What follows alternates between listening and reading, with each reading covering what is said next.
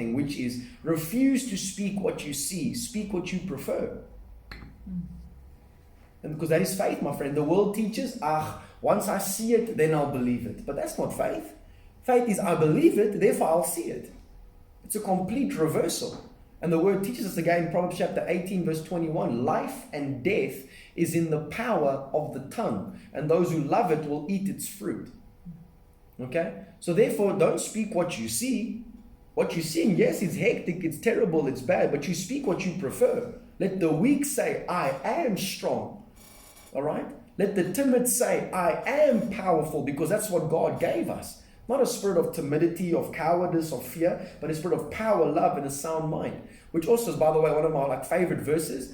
And one of the translations says that God has not given us a spirit of fear. It's a small s. And I went to go research that word spirit over there, small s, according to one particular dictionary. And what was fascinating was that that word spirit over there is referring to the state of mind. Right? Your state of mind. God didn't give us a state of fear in our heads. So we know that once we have fear in our heads, God didn't put that there. That comes from the enemy. So therefore that thing needs to be addressed, all right? And that lie needs to be replaced with the truth. 2 Sundays ago, my mother-in-law shared such a powerful word regarding just like your thought life again, which is, if you look throughout your life, before you have a physical feeling in your body of nervousness, of anxiety, of depression, before you have a feeling, you first have a thought. There cannot be a feeling without a thought first. So if you're feeling that anxiety, it's proof that you are thinking something consciously or either unconsciously before that you feel that tenseness in your body, that anxiety or that nervousness or that depression or that fear. Fear is like an emotion, right? That you feel physically within your body. Before you physically feel that, it was a thought first. The word teaches, Proverbs 23 verse 7, for as a man thinketh in his heart, so is he. Because what happens is it starts with the thought gets converted into a feeling, the feeling gets converted into an action, and the action then has results and consequences. Okay? So the awesome thing is, like, you can't control the thoughts that they get chucked at you from the enemy, but you can control how you respond to those thoughts. God has given us, according to Corinthians, weapons of warfare that are mighty in power, that gives you the ability to demolish strongholds and taking captive every thought and making it obedient unto Christ. So when that fear gets shot at you, you go back to that Joshua chapter 1 saying, no. I'm strong and I'm courageous. Why? Because the Lord is with me.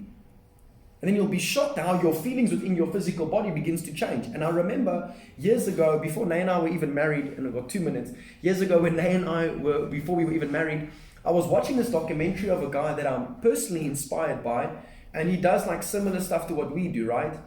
And I was watching his documentary, and then they asked him a question. He said, when you go on stage, and like there's thousands of people, like, do you get nervous? And then what he did was, he started laughing. He's like, no, I don't. And I looked at him like, oh, what nerve, what arrogance. He doesn't get nervous. I know what it feels like, right, to go on there. I know that's nerve-wracking, right? And I was thinking, what arrogance. And then lo and behold, I watched the documentary more recently, about 2 weeks ago, and I saw that part again in the documentary. But this time God helped me to see it differently. And I realized, no, I was wrong by saying that this guy is arrogant. He's not. It's not that you don't get the nerves. It's just like you don't allow the nerves to control you. You don't speak what you see. You speak what you know. Which is, I know that God is with me. Therefore, I know that this will be a success moving forward. Because if you're gonna agree with the nervousness, if you're gonna agree with the anxiety, of course you're gonna feel it throughout your body. And that's gonna result in your actions moving forward. But if you can see it for what it is, and you can go at that thing and rip the head off of Goliath and cut his whole blooming head off, everything changes moving forward. Because it all starts inside your head over here. This is the battleground, my friends.